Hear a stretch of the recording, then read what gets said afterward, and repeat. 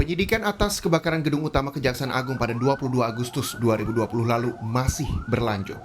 Setelah polisi memeriksa lokasi kebakaran dan 131 saksi, serta mendapat keterangan dari ahli pidana maupun ahli kebakaran. Kemarin, Kamis seusai gelar perkara bersama pejabat Kejaksaan Agung, Kepala Badan Reserse dan Kriminal Polri menyampaikan kesimpulan penyidikan, yakni adanya pidana dalam kasus kebakaran gedung Kejaksaan Agung. Polisi menemukan sumber api bukan berasal dari hubungan pendek listrik, melainkan dari nyala api terbuka. Artinya, ada materi yang menyebabkan kebakaran. Sumber api yang bermula di lantai 6 atau lantai Biro Kepegawaian Kejaksaan Agung membesar karena sejumlah zat yang mudah terbakar, termasuk botol dan jerigen berisi cairan hidrokarbon.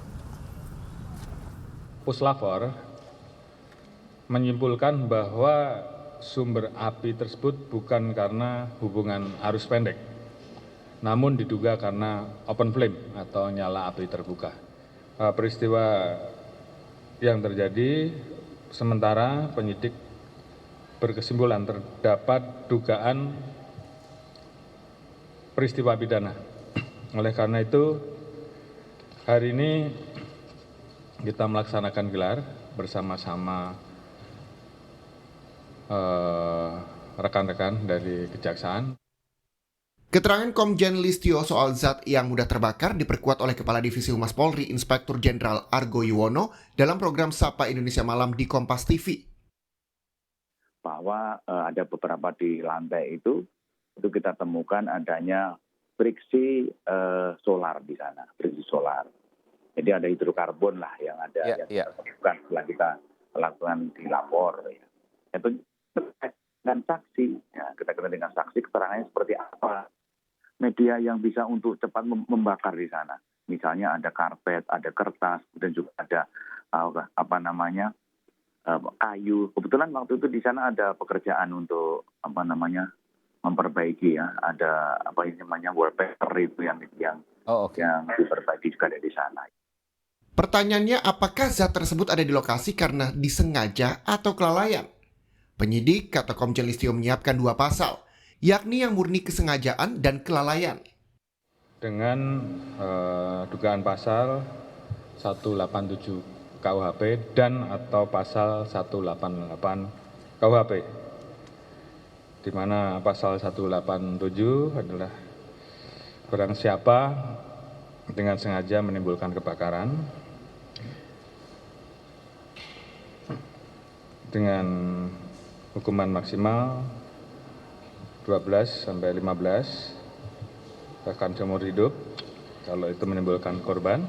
Kemudian pasal 188 barang siapa dengan kesengajaan atau kealpaan menyebabkan kebakaran dan hukuman maksimalnya adalah 5 tahun.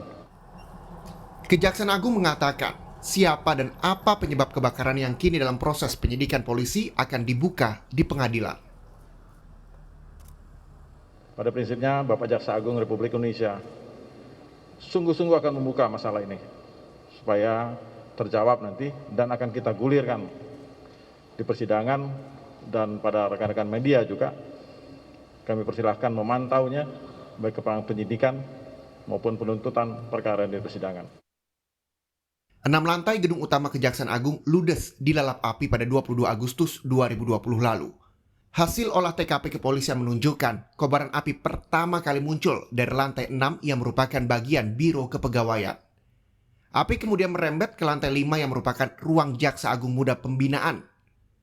Lantai 3 hingga 4 yaitu ruang Jaksa Agung Muda Intelijen, ruang kerja Jaksa Agung dan Wakil Jaksa Agung di lantai 2. Api juga menghanguskan aula di lantai 1.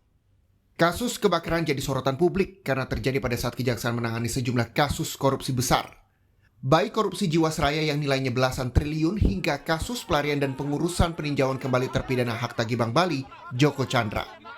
Melibatkan Jaksa Pinangki Sirna Malasari yang ruang kerjanya juga ikut terbakar. Tim Liputan, Kompas TV.